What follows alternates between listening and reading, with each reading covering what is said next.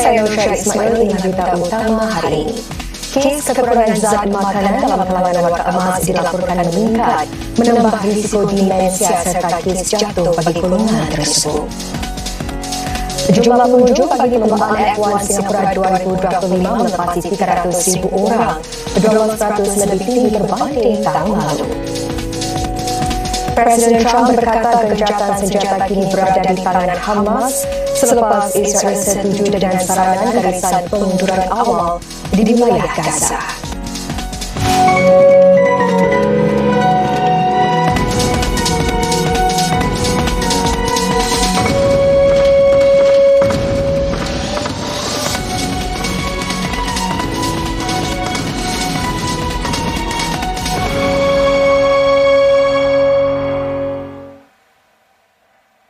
Salam sejahtera.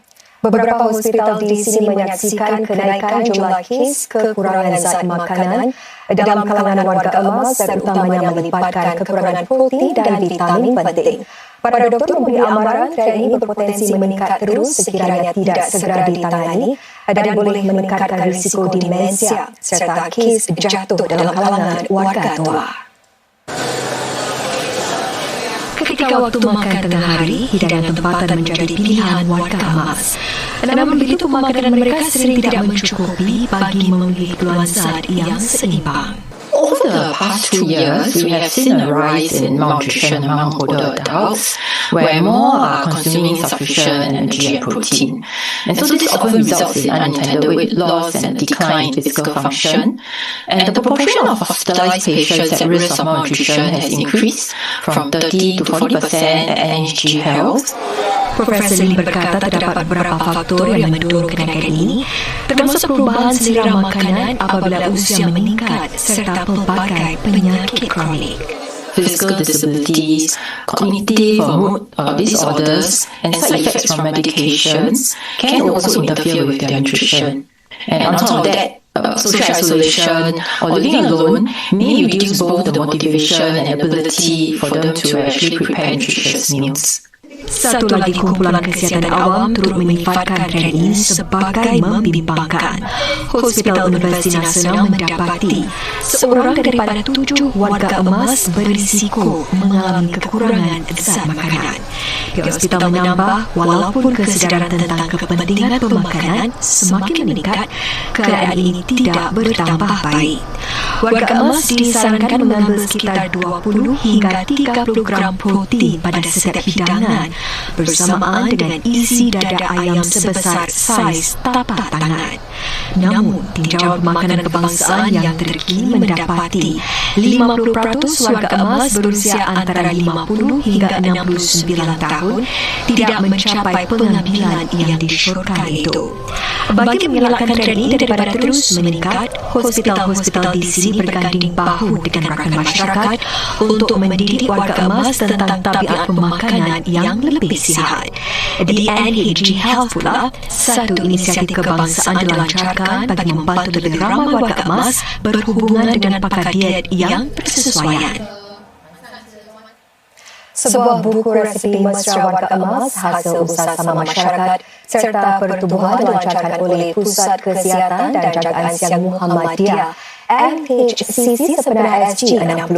Pelancaran buku 60 Plates One Purpose itu diadakan di acara berjalan kaki dan berusi roda MHCC yang mencatatkan penyertaan berganda tahun ini. Seawal 7.50 pagi, lebih 700 peserta sudah mula tiba untuk bersama-sama menjayakan usaha Pusat Kesihatan dan Jagaan Siang Muhammadiyah MHCC untuk memperkasa warga emas agar kekal aktif. Jumlah pesertanya kali ini naik seganda berbanding sekitar 300 tahun lalu hasil penyertaan lebih banyak pertubuhan seperti Rumah Rawatan Jamiah, Khidmat Masyarakat Taj dan Sri Narayana Mission. Kalangan mereka ialah Cik Miss Natidola yang aktif meniti usia emas di Masjid Al-Mutakin dan Muhammadiyah. Cik cuba monitor cik punya makanan dan after that whatever yang kita selalu interact dengan doktor, right? Doktor advise apa yang kita harus makan, so cik follow up supaya kita punya mobility okay, right? Acara yang berlangsung di Hub Sukan Singapura dilancarkan tetamu kehormat Menteri Kesihatan merangkap Menteri Penyelaras bagi Dasar Sosial Encik Ong Ee Kang. Penyertaan berganda dalam acara berjalan kaki dan berkerusi roda MHCC dan pelancaran buku resepi hasil kerjasama anggota masyarakat sempena SG60 merupakan dua simbol komitmen bersama MHCC serta masyarakat untuk menyokong penuaan aktif di Singapura. Buku ini mengandungi 60 resepi daripada masyarakat untuk masyarakat. Kontribusi resepi daripada tukang masak, occupational therapist dan juga masyarakat umumnya. Rancangan Muhammadiyah adalah untuk kami menyebarkan lagi rangkaian network kami dengan community partners dan juga menggalakkan lebih ramai lagi masyarakat warga emas untuk sama-sama aktif. Daripada penjualan buku 60 Plates One Purpose, MHCC menyasarkan untuk mengumpul $430,000 bagi menyokong pelaksanaan berterusan perkhidmatan penjagaan warga emas MHCC. Orang ramai boleh mendapatkan senaskah buku itu pada harga $60 di MHCC atau menerusi akaun Instagramnya. Sekumpulan pelajar dari Politeknik Temasek menyumbang tenaga bagi membina masyarakat yang lebih inklusif dan penyayang. Ini dilakukan dengan memperjuangkan peluang pendidikan khas atau SEN yang tidak ketara di Singapura. Antaranya mereka yang menghadapi cabaran dalam tugas harian terkait nombor serta golongan kurang upaya intelektual yang ringan. 10 pelajar dari St. Advocates mengajarkan pelbagai gerak interaktif di sebuah perpustakaan tempatan pada hari Ahad. Mereka berharap dapat membantu orang ramai memahami apa maksudnya kurang upaya yang tidak ketara selain menghapuskan salah faham. In my experience, I think most of them are not very aware of invisible conditions or disabilities in general. But what I can say that is they can be respectful. Yeah, they might not know, but I do know that there's potential for them to learn more about this and also spread awareness and build a more inclusive society. Hampir 140 aktivis yang ditahan Israel kerana menyertai konvoi kapal yang cuba mengirimkan bantuan ke Gaza sudah selamat tiba di Turki. Mereka termasuk para aktivis dari Malaysia. Teruskan bersama berita untuk laporannya.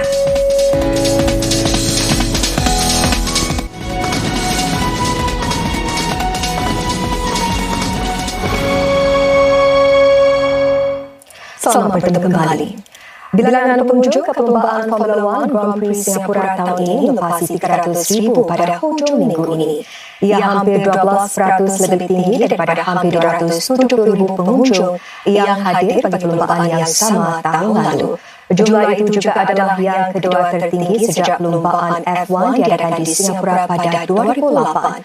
Wartawan Nurhani Hakim berada di kawasan litar perlombaan awal tadi membawakan laporan antara acara-acara sampingan yang turut diadakan. Meskipun perlombaan F1 bermula pada jam 8 malam, namun para pengunjung sanggup datang 6 jam lebih awal untuk merasakan bahang F1 dengan adanya konsert dan juga perlombaan-perlombaan sampingan yang diadakan sebelum perlombaan utama. Mereka juga dapat mengunjungi pelbagai jenis pameran dan reruai yang berkaitan dengan F1 seperti yang menjual baju dan pakaian jenama-jenama F1 sebagai cenderamata pastinya untuk membawa pulang pengalaman F1 mereka. Dan sepanjang hari juga ada beberapa festival yang diadakan di zon-zon di mana para pengunjung boleh menikmati persembahan-persembahan oleh artis-artis jemputan sambil menunggu perlombaan bermula. Dan di mana sahaja kita berada, mesti ada saja kumpulan yang akan berkerumun dengan harapan akan dapat mengambil gambar dengan para pemandu dan juga juara-juara dunia. Para pengunjung yang datang ke sini juga bukan semuanya membeli tiket, tetapi mereka tetap dapat merasakan pengalaman yang hampir sama, dapat tonton perlombaan di kawasan-kawasan awam. Dan pada sekitar jam 5 petang, setiap daripada zon kawasan litar F1 ini mula dibanjiri dengan para pengunjung dan hujan renyai-renyai tidak dapat menjejas semangat dan bahang F1 di sini. Kita datang just untuk tengok racing ni, F1 ni, bawa budak ni lah. Kita macam nak santai kan nak si dia biasa dengan kawasan ni. Sebab tadi first dia datang pun dia macam takut sikit lah. Benda ni memang seronok lah. Sebab actually memang kita tahu kita ada research macam ni kan. Actually memang nak datang juga. Saya berdiri sebab sini ada saudara kan, dia offer panggil kita datang tengok, kita datang lah. Tapi ini first time saya tengok F1 kat sini lah. Best lah. Saya rasa saya bajet dapat boleh tengok sampai habis lah kat sini kan. Mungkin sampai malam lah. Kita orang nak jadi nak naik flyer, mungkin tengok dari atas.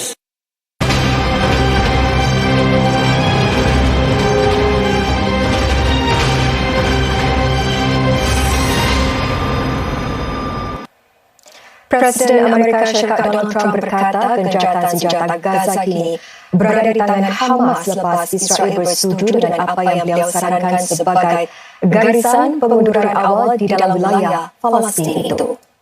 Trump menambah langkah tersebut turut menandakan permulanya pertukaran tahanan dengan segera. Ini akan membuka jalan untuk fasa seterusnya iaitu pengunduran Israel dari wilayah Palestin. Namun belum ada pengesahan mengenai fasa tersebut dari Israel. Trump berkata demikian selepas Hamas menerima sebahagian daripada pelan damai 20 perkara yang diusulkan, khususnya pembebasan para tebusan. Namun Hamas dilaporkan belum menerima sepenuhnya saranan perjanjian itu tanpa syarat. Antaranya tentang isu pelucutan senjata tetapi melahirkan kesediaan untuk berunding. Perdana Menteri Israel bagaimanapun berkata kabinetnya sudah merancang bagi pembebasan para tebusan dan ia bercadang untuk mengumumkannya menjelang rundingan yang sedang diaturkan oleh pemerintah Mesir di Kahira. Di medan pertempuran, sekitar 60 penduduk Gaza termasuk kanak-kanak terbunuh dalam siri pengeboman dan serangan udara Israel sepanjang 24 jam yang lalu. Ini walaupun Presiden Trump sudah mendesak Israel agar menghentikan serangan menjelang rundingan gencatan senjata Gaza. Pasukan pertahanan Israel IDF sebaliknya memberi amaran Gaza City masih zon pertempuran berbahaya dan mengarahkan agar para penduduk Palestin mengosongkannya.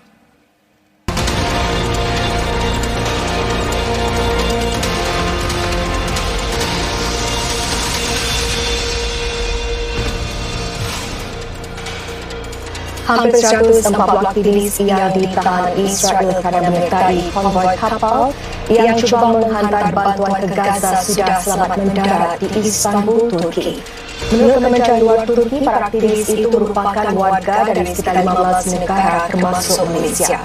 Semasa ditanya pihak media, ada yang mendakwa diberikan layanan buruk semasa ditahan pihak berkuasa Israel. Antaranya, ubat-ubat mereka dibuang dan barang peribadi mereka tidak dikembalikan. Namun, Israel menempatkan tuduhan bahawa tahanan diberi layanan buruk sebagai satu pembohongan semata-mata.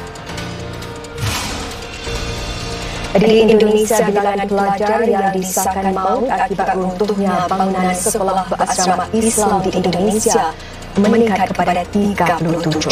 Buat hari ke-7, usaha diteruskan untuk mencari mayat 27 pelajar yang masih hilang, kebanyakan remaja lelaki berusia 13 hingga 19 tahun. Kren digunakan untuk menggali serpihan runtuhan dan usaha pencarian dan pemindahan dilakukan 60% selesai. Sekolah Al-Qazini di Padar Sidoarjo di wilayah Jawa Timur runtuh pada Isnin lalu menimpa ratusan pelajar semasa solat asar. Taufan Matmo sudah mendarat di wilayah paling selatan China selepas berkuasa membatalkan penerbangan dan menutup perniagaan. Semua penerbangan dari Mat Ferry ke Pulau Hainan juga dibatalkan. Taufan Matmo membawa angin selaju 160 km sejam. Ia juga menyebabkan gangguan pada perjalanan orang ramai dan hampir 200,000 orang terpaksa dipindahkan. Segmen kelas selepas ini surut usaha membawa industri fashion ke arah yang lebih mampan. Apakah cara serta kaedah yang ingin diperkenalkan? Ikuti perinciannya selepas ini.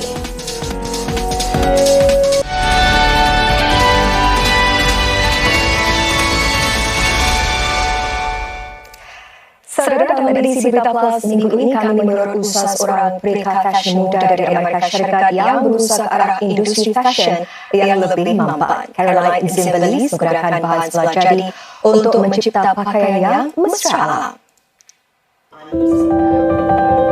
Bagi mereka fashion, Caroline Zimbalist, dapur bukan sekadar tempat memasak. Di sinilah beliau menjalankan eksperimen untuk mencari cara baru menghasilkan pakaian. Seperti ahli kimia, Cik Zimbalist mencampurkan tepung jagung, bahan pemekat yang diperbuat daripada rumpai laut dan daun pudina bagi menghasilkan bioplastik, iaitu bahan yang kemudiannya digunakan untuk menghasilkan pakaian. I'm using a variety of ingredients depending on exactly what I'm creating. So if it's a hard, rigid sculpture, I'm using agar powder, a seaweed derivative called carrageenan, which is a form of seaweed, but it almost is like broken into three categories. So this is like the most gelatinous seaweed.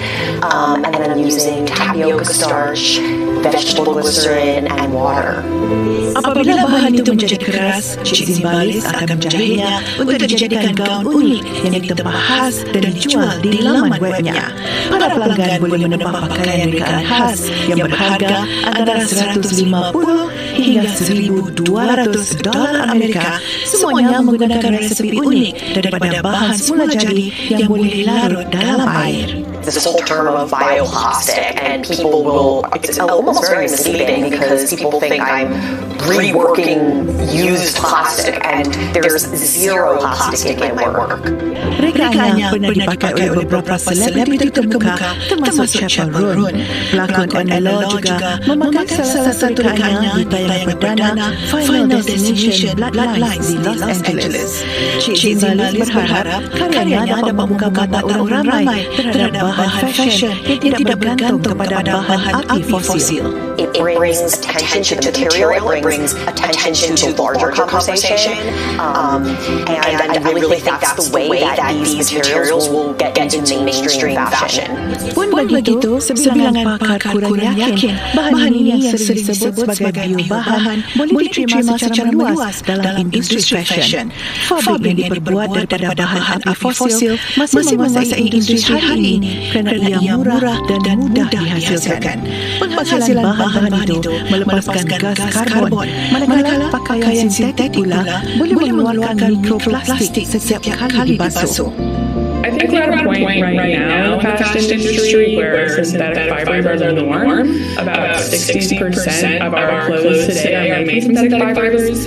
Part of the reason is because these fibers are so cheap. Plastic is a pretty cheap good, and so it's easy for the fashion industry to make clothes out of products derived from plastic. That being said, we're seeing a growth in consumer demand for more sustainable fashion options. Peralihan kepada penggunaan biobahan tidak akan berlaku dalam masa dekat. Ini kerana masih terdapat terlalu banyak halangan untuk ia menembusi pasaran biasa. Namun begitu, ia boleh menjadi titik permulaan kepada perubahan dalam industri ini.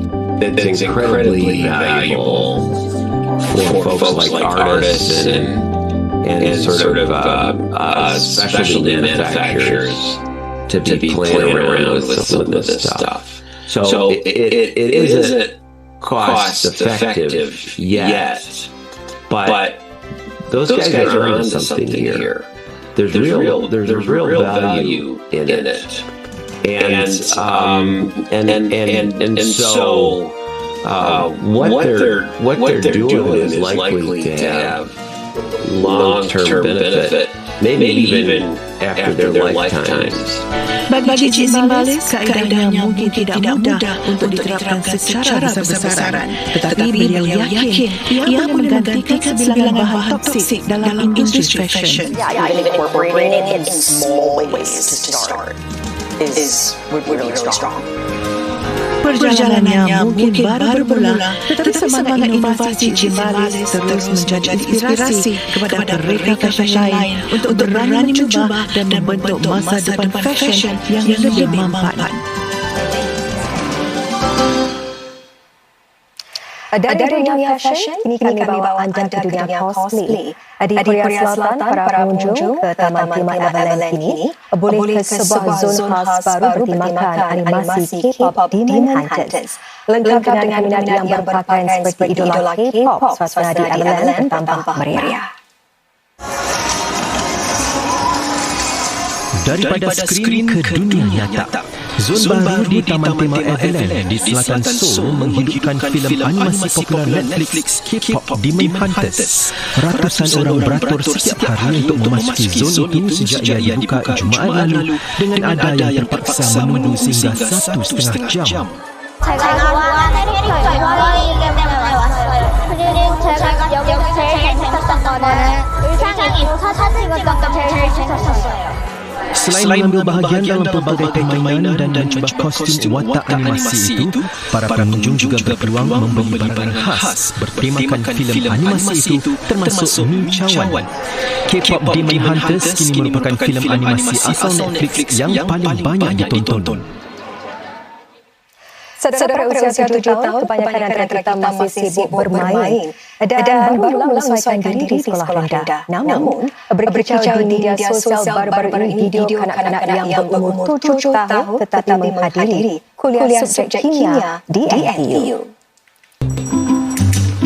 Theodore Ashwan ikut serta kuliah kimia di NTU 3 kali seminggu sejak Ogos lalu. Namun, Theodore hadiri kuliah tersebut bukan untuk duduki peperiksaan, namun atas rasa ingin tahu dan sebagai tetamu kepada pensyarah kuliah itu. Ramai netizen luah perasaan kagum terhadap kanak-kanak cerdik ini dengan sebilangan antara mereka memanggilnya comel dan seorang genius. Manakah tidak, Theodore memiliki IQ 154 dan pemegang 5 rekod negara, termasuk menjadi peserta paling muda untuk mendapat markah penuh dalam pertandingan Olimpiad Sains. Theodore yang bersekolah di rumah dan dididik oleh ibunya, seorang calon PhD di Sekolah Perubatan NTU, juga mendapat grade A dalam peperiksaan subjek kimia yang setara peringkat O. Saya percaya jika anda ada guru yang bagus, setiap subjek pasti akan jadi mudah dan menarik. Luah seorang netizen di ruang komen. Seorang netizen turut berkata, jika anda ada kemahuan dan minat, anda boleh pelajari apa sahaja. Ada keyakinan dalam diri anda adalah separuh daripada kemenangan perjuangan anda. Saya pasti dia membanggakan ibu bapanya. Dan dengan laporan ini tadi saudara sekian kita untuk malam ini. Tidak berjumpa lagi. Selamat.